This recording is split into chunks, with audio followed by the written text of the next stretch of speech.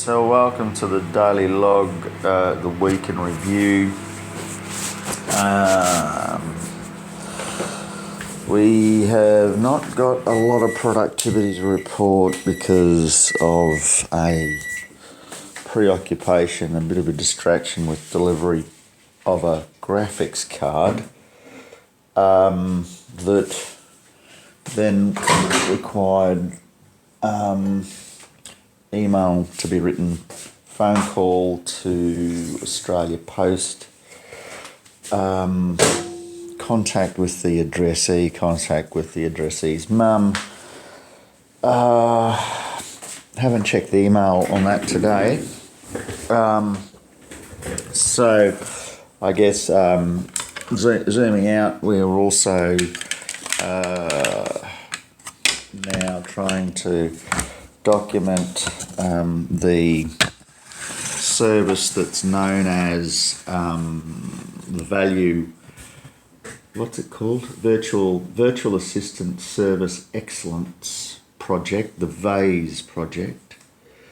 So that is explained on the Trello board. VASE is a project that is being worked on by the Value Proposition Research and Development team. They have a board as well that explain what they do. So the last status of so while that's going on in the background, because what I do, I would like to see outsourced to somebody. So how do you put in a job description or an advertisement? I mean, I know what I want, and it's someone not only to do what is depicted in the video, but also to do it in the manner prescribed, or if there is a suggestion for improvement, to document that and send it over to the value proposition. Well, in the first instance, to the admin and control team, who will route that to the appropriate file. So those go-getters that want to change the world are welcome here, because we'll take them out of the admin and control team and put them into a more creative role with the Value Proposition Research and Development team. And when a number of those little changes are needed, those change requests will be generated and they'll be implemented when the budget permits. And it'll be the people that suggest them, if they're interested, because it was their idea. They may well want to work on those projects, those change projects, implementing those little snippets. And it could be a business process that they've identified, as I also identify shortcomings in existing business processes. Australia Post, the more recent one, I document those. I document my experience as a customer with a view to improving or raising a change request. And it's surprising when I say, to the person on the phone, not the first port of call, but the second, or the first point of escalation, so level 2 support, supervisor management level. Hey, this shouldn't happen, and all you need to do is write DHL an email saying, instead of sending them this message saying it's received, why not instead send whatever it was that you left on the door in a picture, and send that to Australia Post. And from the picture that I get, when I track it, because that picture gets uploaded onto the website, it's got the information there about the actual status, not some fictitious, erroneous email that I get, that then causes reasonable degree of investigation in order to find out, well, 2 phone calls, 1 email, a phone call, WhatsApp text to to the recipient, email to the recipient, and WhatsApp messages to the recipient's mum. So, who's not got anything better to do because she's just returned from holidays back to school as a teacher. So, she's got loads of time on her hands. She's got time to burn such that she can get in the car, drive, get angry no doubt, drive down the road, pick it up from the customs office because, you know, who doesn't love a good trip down to the customs office? Australia Post, hang your head in shame. So there's that emotional part, and you've got to have that, but have it offline somewhere and try to keep the thing on the road.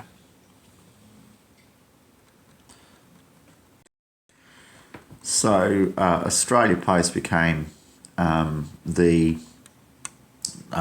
order of business. But at the death today, I contacted these guys who are going to be allegedly calling me back. They're in the advertising business, so I'm just sassing out what they have. So they've got a 1300 number, a menu, a chick that answers the phone that can't tell you anything about pricing because a consultant. So they're a we'll call you back service. Masquerading as, oh yeah, you know, there's this, and I pushed and pushed for a price, and I just wanted to see her response, which was quite shockingly a androgynous android kind of yeah, no, I'm going to stick to the script, and they're going to contact you. And I don't know how many laps of that we did before she sort of got I don't know, clued up that Bill Cafe. I wonder if I could have chosen a better alias than Bill Cafe. What's your name? Bill Cafe. Bill Cafe. Anyway, so Bill Cafe is going to get an email or some contact with their outbound marketing call centre team, and we're going to get some strategy together or whatever. I'll find out what these guys do and see if I can do it better myself. I don't know that I want to go into the marketing business. I'll start life in the secretarial business because that's what I'm doing. And my first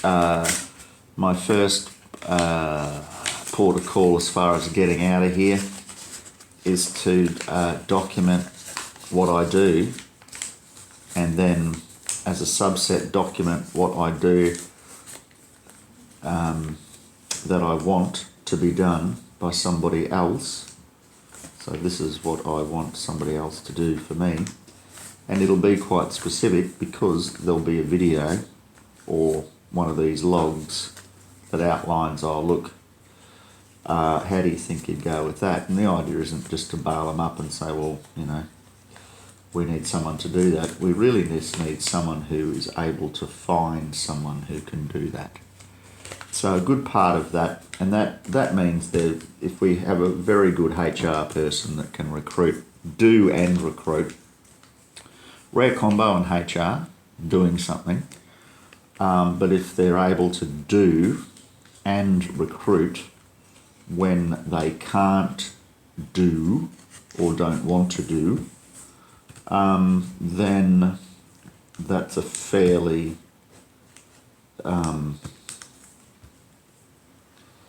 relatively a more risk managed position, because you can find someone to do the job. So I would shortlist first. See, these are jobs that you want to do for yourself. You just go, you know what, I'm going to do this web development, but I'm also going to get 3 quotes, and you know, if I get into trouble, well, I'll just hand it over to one of the people that quoted for it. I'll use the same technologies that they're going to do, and then get them to test it at the end, maybe do it, and then they'll say, oh, just a good idea to get someone external to test what I've done. Bang, and that's expensive, but well worth it. And then they do a defect report or a bug report and give you a quote for how to fix it. So you've got your support and maintenance, and that's even before your day one of the web development sprint. You're just covered before you even start, and you've got some idea about handover and support and maintenance. And then if you didn't want to be a web developer because you're actually in the business of selling yo-yos, then which is an up and down game, you might need to not do web development 1 week and get out there and sell some product, press the flesh or do a presentation or whatever other activity that might be the priority. See, priorities change on a daily basis depending on where you are in the business or seasonal cycle, even a weekly cycle. So daily you have your peak periods, don't you? So you want to be where you want to be when you want to be there, not because I can't get there because I've decided to do a crash course in web development because I can't afford a web developer. Well, if you can't afford you cannot afford a web developer. That doesn't mean because I can't afford a web developer, I'll build one myself, right? Which can cost me God knows what in terms of lost productivity. Lost productivity. So if you sent your son a graphics card in Australia Post and you haven't got the time to do web development because the priority of the day is not web development, it's making sure that my son knows that his father loves him. So we're in the love business. I'll keep it professional. We're in the business of caring. Caring is a business. As a business relationship, it's a relationship which has a degree of emotion because it's a relationship. It might be a business to consumer, person to business. It doesn't mean that there's not a person in the business that is facilitating the relationship. So it's a human construct. Understanding this human construct of the relationships that one wants to form with one's customers, these relationships that are along the lines of my own experience and what pain relievers would have, in my view, improve things for me. And it would have been, the capacity to be in contact a week earlier with Local Search, as you can see here, but during that week, regrettably, I had to follow up on a package because of miscommunication as to the status of that package from being sent by Australia Post from Australia to Germany, and it did not arrive. And to make things worse, it was not received. It was not received. It did not arrive. The package did not arrive in the hands of the addressee, and I want my money back. So now I've got to chase $135, but it's going to cost $600 or $700 to do that. And this is the asymmetric nature of the human rights scene. Oh, yeah, you've got a human right, but it's going to cost you more. Oh, well, you know what, then if that's the price of a human right. Like if it's $150 and it costs you $750 to pursue it, and we can go through the different categories of costs, opportunity costs, for example, to use that same time that was otherwise allocated on the phone, and there's considerable bit of that. The emotional costs, I think, need to be started to be, considered in light of damages done to mental health by anxiety and sustained anxiety due to not just this one supplier, monopolistic supplier of Australian postal delivery services. Give yourselves another Cartier watch. Give yourselves another Cartier watch. They got there. Did those got delivered? Well, they sent Australia Post, the golden handshakes. No, they were not. They were, yes, no, because you know better. The CEO knows better than to use her own service. And look at them leaving like rats on a ship. Won't deliver perishable goods. No wonder. If this experience is anything to go by, won't deliver them, can't deliver them is more like the truth. You know, could but they couldn't be bothered is more like the truth. So I get this email from Australia Post saying the parcels was delivered and it wasn't. So categories of costs, the anxiety, you know, they need to be quantified because there is injurious,